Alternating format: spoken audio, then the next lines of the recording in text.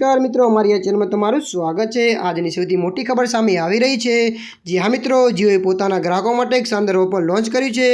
આ નવા recharge plan માત્ર 199 રૂપિયામાં અનલિમિટેડ કોલ અને 1.5 GB ડેટા પ્રતિ દિવસ આપવામાં આવી રહ્યા છે।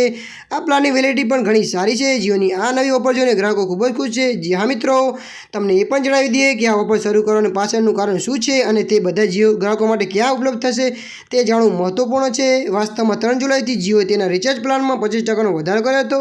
જી હા મિત્રો, જેના કારણે ઘણા ગ્રાહકો ગુસ્સે થયા હતા અને તેઓ તેમના સિમ અન્ય કંપનીમાં પોર્ટ કરી દીધા હતા। જી હા મિત્રો, જેના કારણે જીઓનું ઘણું નુકસાન થયું છે।